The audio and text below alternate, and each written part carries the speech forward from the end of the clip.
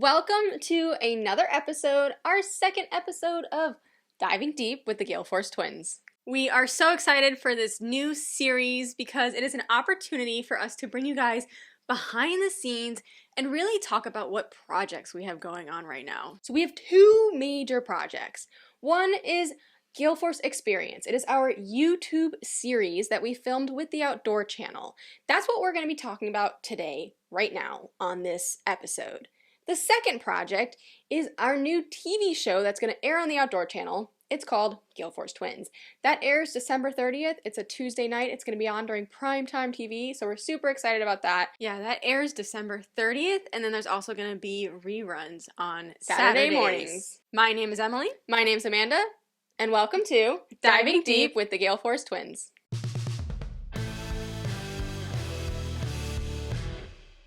This YouTube series with the Outdoor Channel called Gale Force Experience is available to watch at myoutdoortv.com, floridasportsman.com, and galeforceexperience.com, as well as YouTube. Details, as always, in description box for details if you guys want to just go check that out and click on whatever site. If you don't want to hear about all the nonsense it took to create this series, yeah, if you don't want to hear about the behind the and scenes, you just want to go watch it, because this is basically a behind the scenes. We're talking about it, we're explaining what happened, the highs, the lows, the behind the scenes here. But if you want to just go watch it, you can just go watch it.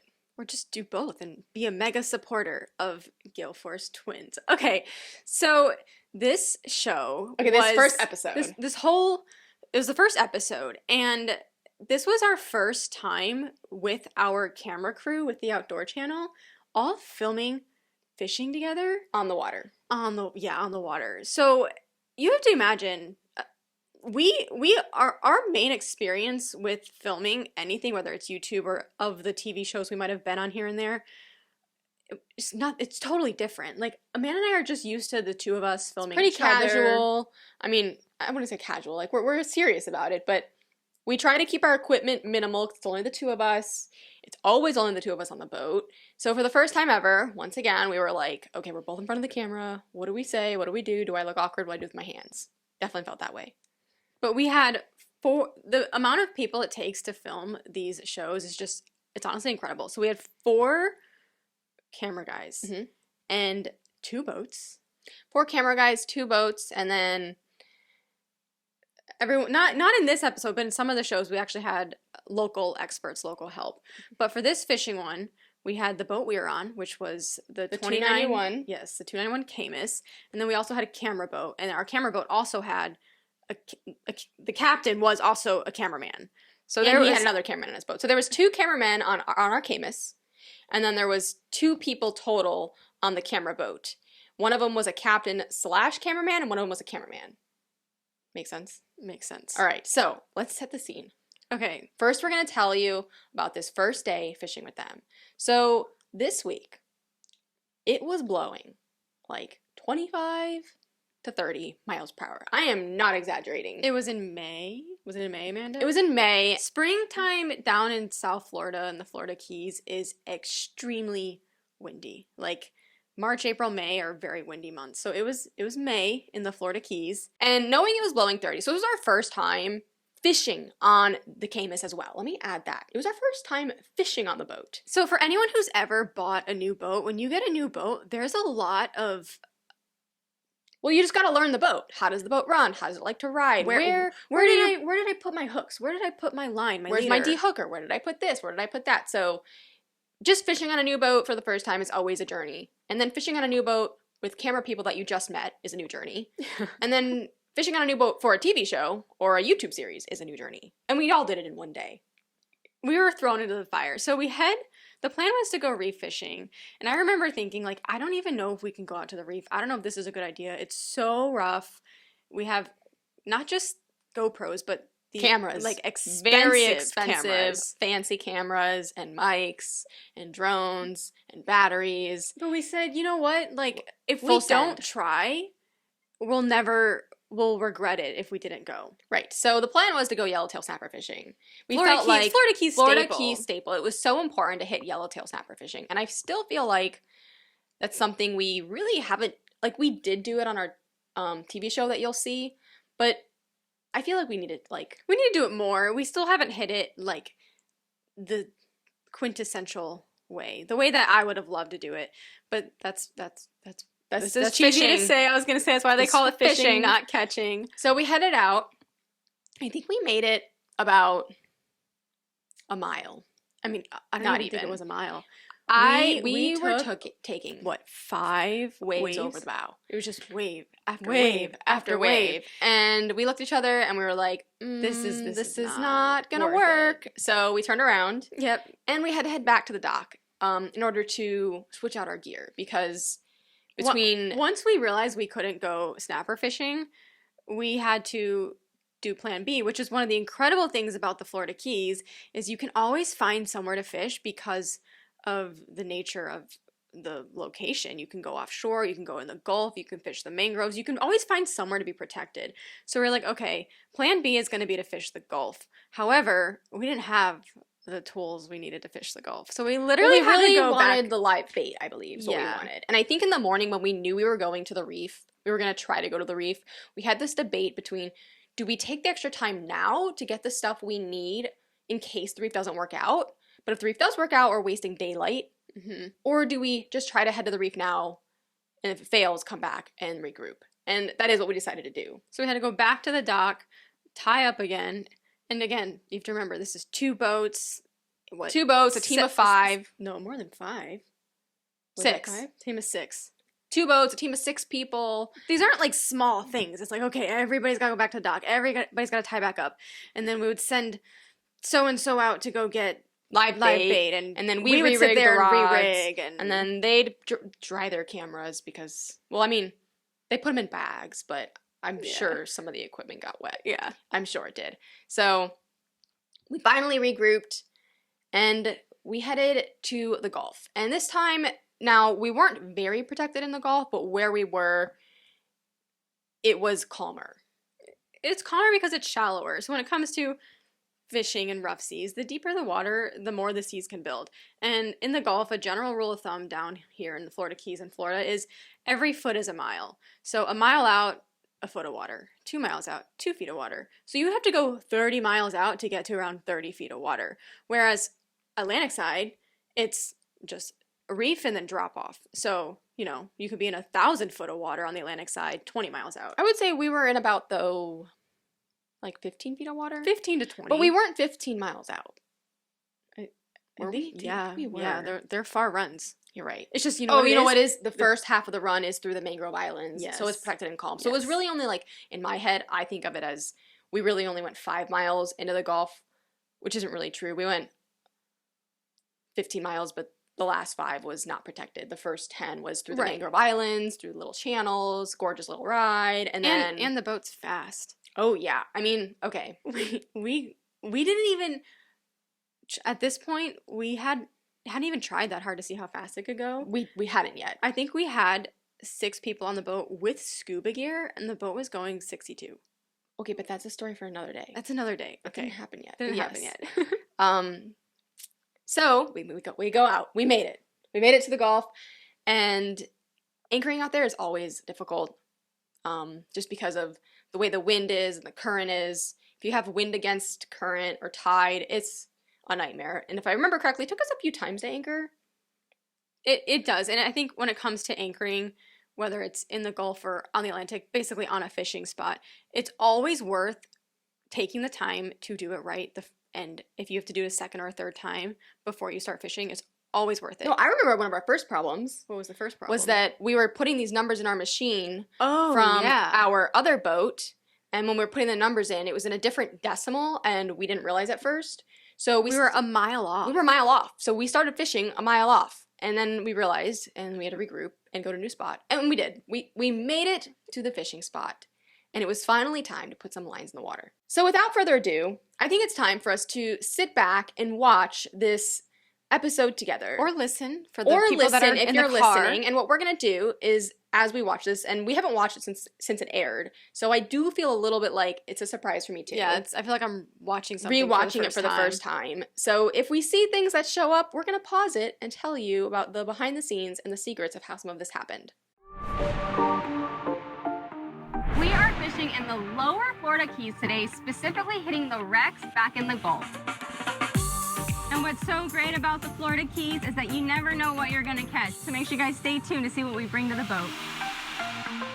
My name's Amanda. My name is Emily. And we're the Gale Force Twins. Come on, 2, 3. Roll up with my girls.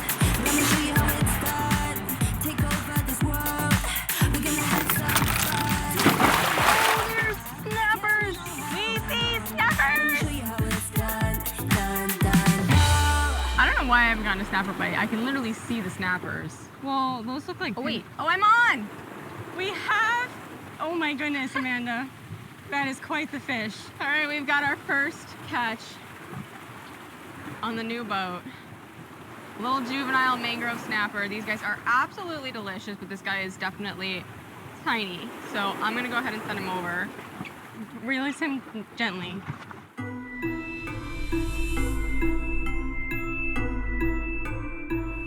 Oh, Emily's got a bigger one. Oh, listen to that drag a little bit. All right, we got a fish on, Amanda. It's definitely a jack. I think it's a crevalle. Before we see this fish, I have a question for you and the viewers. Is it crevalle? Is it crevalle? Jack crevalle? What do you say, Amanda? So prior to this day, to me it was always a Jack Crevalle. And after filming this day, I think I realized that I think it's more commonly called a Jack Crevalle. I think we're unusual I think for calling we it a call it, crevalle. and it was hilarious because we got back to the dock and we're like, well, we just called it a Jack Crevalle all day on our new YouTube series. But I know we're not wrong. We're not. I know that we're not the common way to speak it because we learned to fish on the job. Everything we learned to do was basically working on the water. So there was much more experienced people teaching us and telling us It's called a what it's Crevalle. called. And whoever we were working for when I first learned about a Jack Crevalle called it a Jack Crevalle. So to us, it's a Jack Crevalle. And one other thing I'm going to jump in here and say is the first fish we ever caught on this Caymas was a mangrove snapper, an undersized mangrove snapper. And what I love about this is it's pretty much what we expected to be the first fish to catch on the boat because we were out in the Gulf. So what we were doing is we were fishing with small snapper rods while we had larger rods out waiting for a big fish to bite. And that first fish that came to the boat was one of our personal favorites, a mangrove snapper. I love mangrove snappers. Sometimes we call them mangies. They are really, really good. You guys will learn if you keep watching and paying attention. We love mangrove snapper whole. Whole fried snapper Yes. is the best. So let's keep watching and let's check out this Jack Crevalle. Crevalle. Nice. Yep. We got a Wanna jack. get the landing net? Do we need it? Yeah, get the net. Come on. Okay. Are you sure? Yes. Sissy, get the net. I gotta pause it one more time. Funny story here. Emily called me Sissy. Sissy, get the net. So something on our YouTube channel, and something that we've made a big effort to do is on TV, on YouTube, we always call each other by our first names, Emily or Amanda. And if you watch our YouTube channel, you almost will never hear us say Sissy because So- we're the ones editing, we're the ones with the camera. But because we had a team of cameramen, that moment of me calling Amanda Sissy was honestly it was like a raw version of me because I guess since we weren't the ones filming it, you kind of lose that sense of perfectionism. Perfectionism? I don't want to say we're trying to be but perfectionists. I think it's good though. That's the cool thing about this show is when you have camera crew. You will notice if you watch this show and the TV show that we say sissy a lot more, which is what we actually do call each other. Yeah, so since we each- were children. We've called each other Sissy since we were literally like kids. And I have never in my entire life called Amanda Amanda. Until we started working on the water and we were Yes. charter fishing. And I'm thinking like, okay, so we're going to be on a boat running charters and I'm going to be like, hey, Sissy, like yelling across the boat in front of all these clients, like, can you drop the anchor? Like, so we started calling each other by our first names when we started working together on the water, which is really our professional names. And a lot of that kind of went away when we started filming with the Outdoor Channel, and I love that happened. I love it because you get to see like a more true, authentic version of You also us. hear the tone of our voice. You can kind of hear when one of us gets frustrated with the other twin. the tone is more. I was actually like, come on, Sissy. You're like, come on, get the net. like, And I was make like, up your mind. all right, let's watch this Crevalle. That's what it is, right? I Yes. don't remember. I think it was a Jack Crevalle. We're gonna find out. Okay, push and play. Ready? Ready. This is only, it is it's a 12 jack. pounds. We're fishing on 12 pounds, so. Oh, it's a little guy though. Yeah, but I don't want to come off. Yeah! In the boat! A nice little Jack Crevalle. They have that yellow, those yellow fins. He's kind of making that grunting sound. I don't know if you guys can hear that. Got the black dot on them right here. And they get rather large. You can catch them on the bridges. You catch them obviously out here where we are in the Gulf. And they are great fighters for their size. They go flat on you like this, and they use that body to basically create that drag against the water. So they're great fighters, so much fun to catch. I think let's send him home. Let's send him home. Nice little Jack Crevalle. Going home. There he goes, swims away. Okay, I got another fish on. Amanda, it's gonna be probably something really small. Okay, I think you got it. Oh, I lost him. He didn't even get a chance to finish eating. Should I toss it? Got half our shrimp back. I didn't wait long enough. Are you on? No, I'm on our line. What are you on? The line. Really? Which one?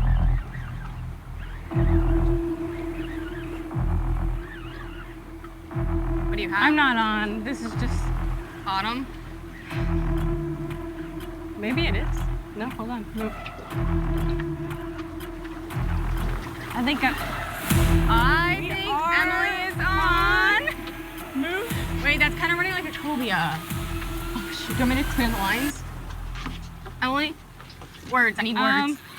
I don't know. We're gonna find out. No, I think we're okay. What's your drag? I don't know. I only have 12 pounds. Can you crank down a little? Underneath.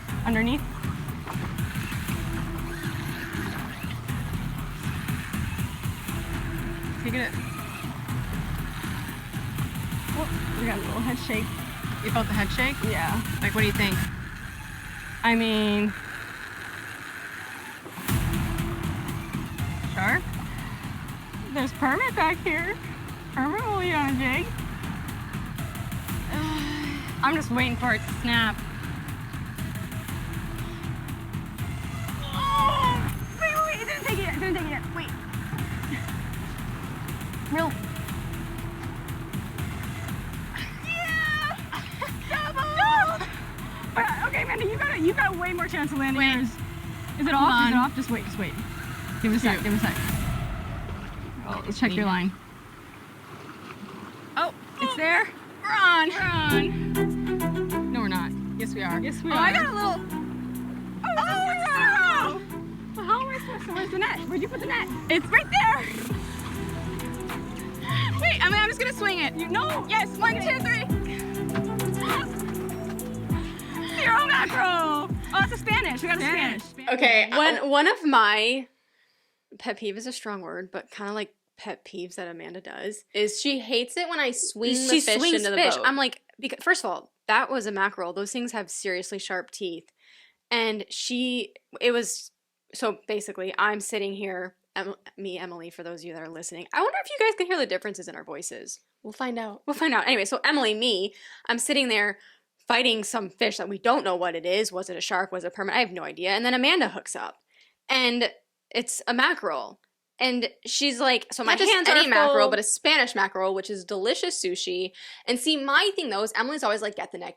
And the more you watch Or the gaff, but get something. Or the gaff. Emily's always get the net or the gaff. And I'm like, yeah, but the time it takes to get the net or the gaff, we could lose the fish. I could just swing it. But I know swinging it's risky too. It's risky because if that line was starting to get chafed, that leader was getting chafed, the minute she put that much pressure on the line when that fish is coming out of the water, it's going to snap. I'll also add that because we were filming for our YouTube series and eventually for TV, is that and with how rough it was on this day, every fish we caught was so important because we couldn't really go fish somewhere else. That's true. There was a lot of pressure to get an episode on this day because it was so rough. We had already tried the reef. We had already dug into like the back of our pockets. We're already on like plan B, C, and D over here. It's blowing. Yeah. It's rough. We already lost 4 hours out of our day. We had to go to the tackle store. We had to re-rig. We had to do this. We had to do that. So the pressure was on, and this was our first day fishing as a team. So the pressure was on. I remember thinking to myself, like, because we had really just started fishing with our camera crew, and I'm just like, I wonder what they're thinking right now. Like, I know, right? Like, we had just met them. So, I mean, that week. We had just met them. So we're all getting to know each other at the same time. So in our heads, the pressure was on. Every fish was important, which is why I just swung into the boat. And as you can see, or hear, this fish landed in the boat. It did. You heard that thud, thud. All right, let's keep going. Spanish mackerel. Spanish mackerel in the boat. This here is a Spanish mackerel that's very close to a Cero. The difference is the Spanish have these yellow dots and the Ceros will have these like yellow dashed lines. Is that correct, Emily? That is correct. Emily is our mackerel expert. She can identify every mackerel. Oh, that's nice. These guys are delicious to eat, white flaky meat. They actually could make good sushi too. Some people will eat them as sushi, but I'm more of a white fillet cooked kind of girl. This guy's going in the box though. Oh! What do you think it was? Oh, it was definitely a shark. You think it was a shark? Yeah, it was a shark. All right, no harm, no foul then, right? The heartbreak is real. I had been fighting that fish for Maybe 20 minutes. I don't know. I was gonna say 20 That's minutes, the but I crazy didn't want to part exaggerate. is this episode we're watching right now is only 7 minutes and 40 seconds, but this entire 7 minutes and 40 seconds was Like 4 or 5 hours of fishing. at least probably 6. Yeah, it was a long day, and I was fighting that fish. We never saw it. We never got idea of it.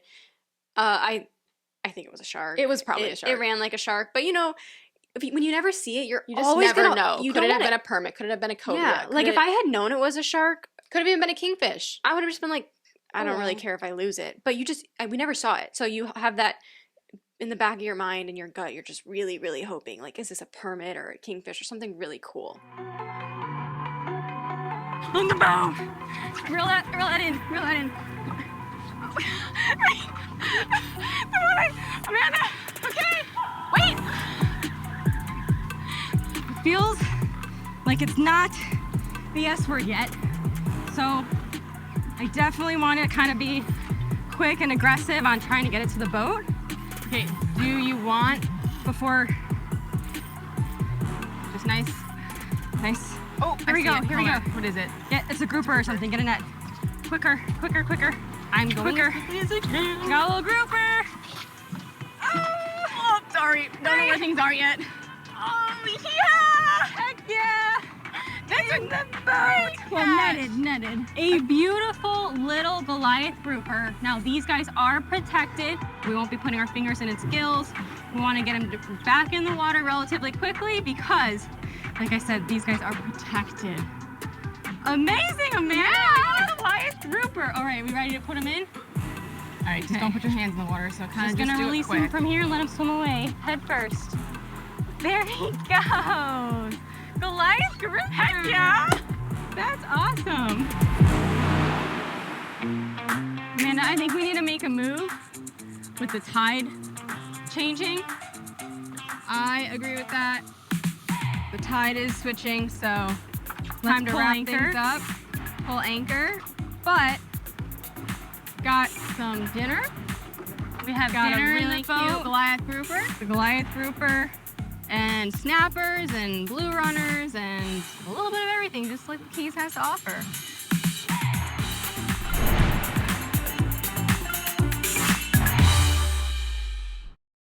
This day of fishing was pretty staple, stereotypical Gulf Florida Keys fishing day. We had a great day. It's and a little bit of everything. I'm not gonna lie, that bite was a little slow. That actually was slow. We for were the really Gulf. hoping to catch more snappers, especially more mangroves, and kind of fill the box with some snapper meat. But we ended up having a huge variety. We caught that nice Cero, we caught a Goliath grouper, and we still had a great day on the water. And it was honestly a great first day with the team. It was Fishing, a great first day fishing with the team. Yes, and the thing about the Gulf is when it's on, and when it's off. So you hear us say, okay, tide's changing. When that tide changes, the bites start to slow down. Fishing is really good at slack tide. Whether it's a high slack or a low slack, whatever it is, the slack tide is a really great time to fish back there. And the tide picked up. I don't remember exactly which way it was going. And we said, all right, I think, and the day was wrapping up. Everyone was exhausted. I mean, we had already tried to go to the reef, and like we said, it was a big, big day. But we did it. We had an awesome time. And we're proud of our team. Everybody had their sea legs. Oh, yeah. That was the day we learned that nobody on our team is going to get seasick. Nobody got seasick. Actually, fun fact of the entire summer we filmed with them, no one got seasick one time ever. Everybody had their sea legs. It was it was great. They did awesome.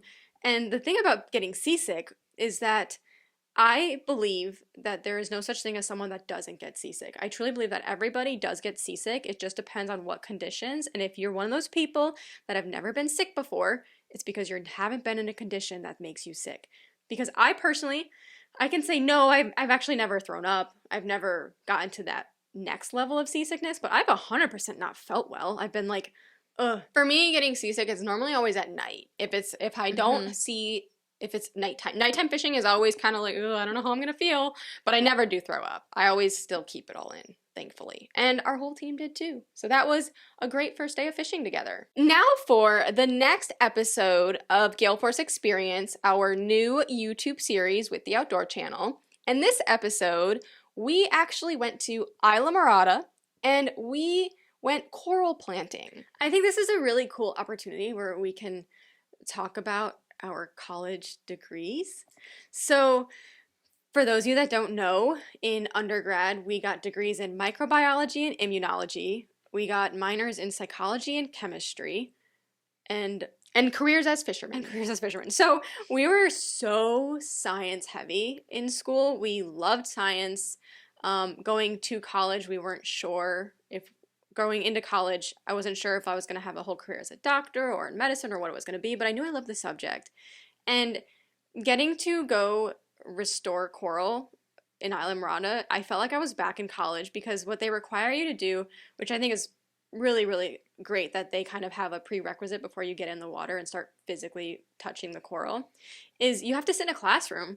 I think it was like a 3-hour session. It was 3 hours long. It was like 8 to 11 or even like 8 to 12 or something crazy. Yeah. And we had to learn all about the coral and we had to learn, well, we didn't have to learn, there was no test. There was no test, but I mean, but we were learning the scientific name of all of the coral that we would be planting. And I remember I kept trying to memorize the scientific name of the coral we would be planting. do you remember it?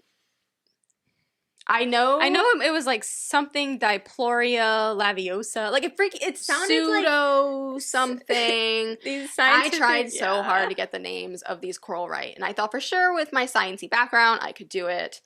And well, it was very difficult, but we had a great time. The reality is that we graduated college in 2017, and I have not picked up a textbook since 2017.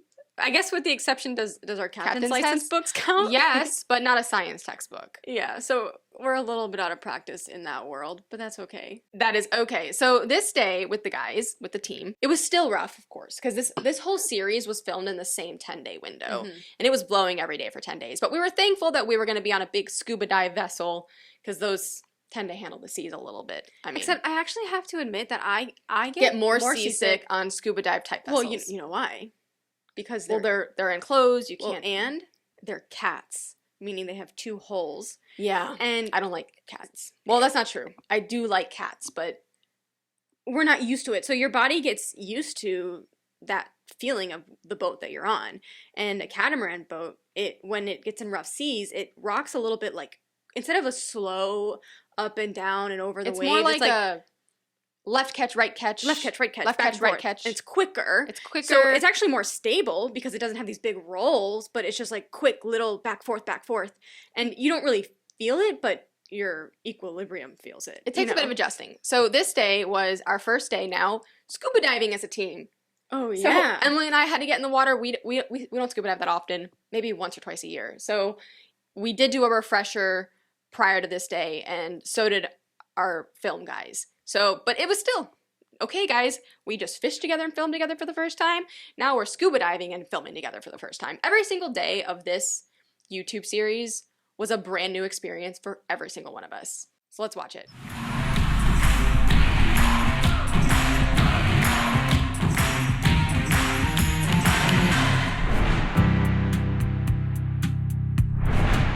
We are in Islamorada, Florida with ICARE, a coral restoration organization. And it's all thanks to ICARE and recreational divers that we're able to go out and help restore our coral reefs. We are going to be going down this afternoon and planting mountainous star coral and knobby brain coral. My name is Emily. My name's Amanda, and we're the Gale Force twins.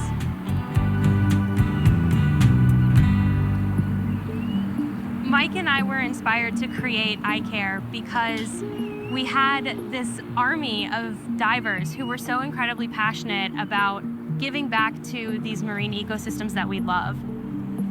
I bring the science into it based on my research, and Mike really represents the business side and helps us to get all of our funds.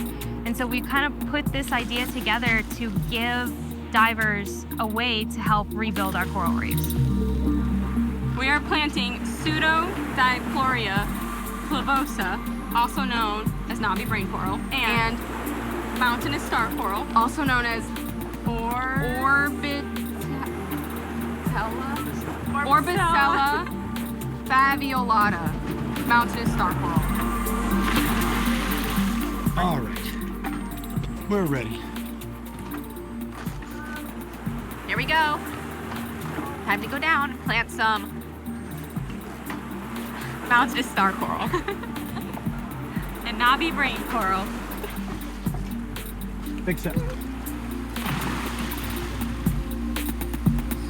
Cannonball, Emma. Big step.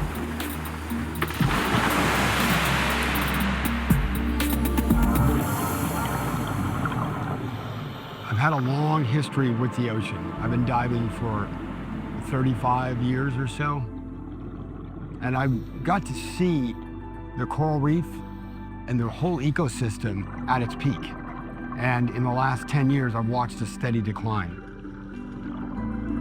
And I had to come to a reconciliation with myself. If I was just gonna walk away, or is there something that I could do with all the knowledge that I have and the history that I have with the reef and the community that I'm involved with. What inspired me was the opportunity to put my background, marry it with Dr. Smith, and do something that hadn't been done in the past, and that is give recreational divers a true outlet to be a part of bringing back our coral reefs.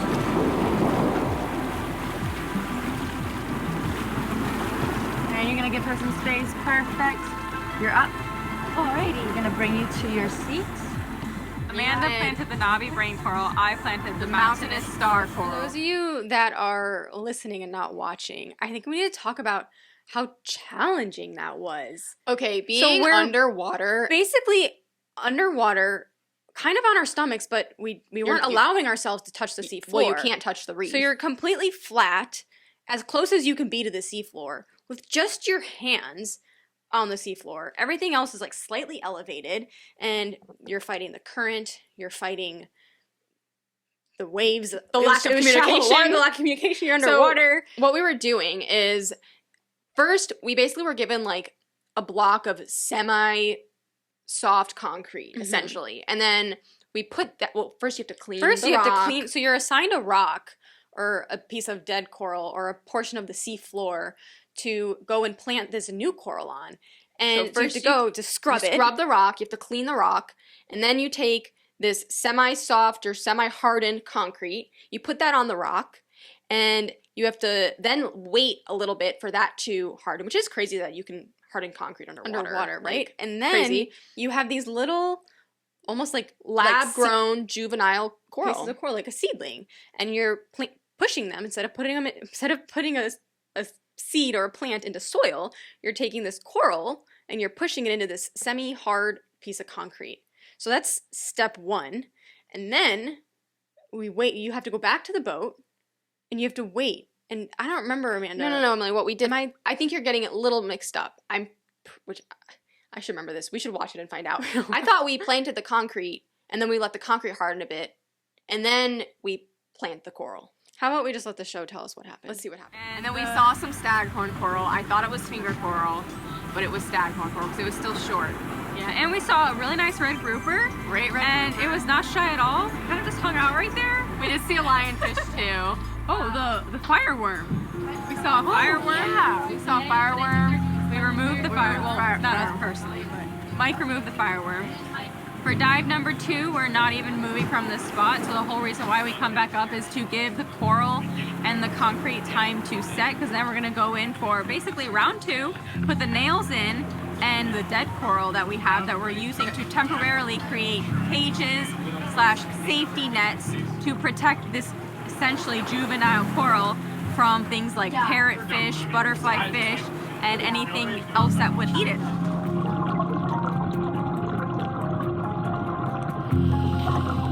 When these corals are hit with multiple challenges like bleaching, acidification, hurricanes, sedimentation, they can't withstand all of that stress. And then they have to deal with the stress that's just normally in their environment, predation, competition, those typical things. And so if we can reduce the stressful impacts, I think we'll start to see a lot more success in our restoration efforts. Okay, that's what happened. So now Emily was right. We did go down. We planted the juvenile coral, but then we waited for it to set a little more. Just get a little bit harder. And what we learned in our classroom session is that all coral, but especially juvenile coral, is very susceptible. Susceptible. You said it correct. Okay, good enough. To things like parrotfish and other sea life that might want to eat this coral. So what we do is we take dead coral and we... So dead coral is that super bright white coral. And these pieces of dead coral, was it staghorn coral, Amanda, or finger coral? It was a species of coral that grew like branches, kind of like picture a dead tree I think it was with no staghorn leaves. coral. So we're taking these pieces of dead coral that kind of look like branches, And we create like a cage around our juvenile coral to protect our juvenile coral and allow it to set and to grow and to get acclimated to its environment. Before later on, I believe, the pros will go back once that coral is established and remove the cage. But as recreational divers, we just install the cage, and you can already see, if you're watching, the fish are already trying to come to the baby coral, and they already want to eat it. It's instant. It's absolutely crazy. That fresh coral was in there for maybe 10-15 minutes, and it's just like immediately Everyone's curious. Parrotfish Everyone's is like, "What's going on? I ooh, wanna this go is check a it out." meal. I want to eat this. And we're like, wait, don't eat it. We just planted that. We take what we do very seriously when we expose the recreational dive community to the work that we're doing. And I think it's reciprocated because they take it seriously as well. They'll come back from a day like today and they'll say, oh my gosh, that was the most fulfilling dive that I've ever made. And they'll keep coming back. They pointed out some coral that was only a year old, and after an entire year, it still wasn't much bigger than that original piece of concrete that it was planted on. So that is wild to see and eye-opening. So definitely makes you want to come out here, plant some coral, protect the reef, and just view our beautiful ocean some more. I think the primary goal of coral restoration is to not need a restoration anymore. We all know this isn't a 5-year project. My long term is 20 years. I can think for the next 20 years that what we're doing is going to work so that our reef actually turns a corner. And I have this goal for divers in general to expose them to a day like this so that they'll think the next time they go on a dive trip, I want to do that again. That is kind of my hope.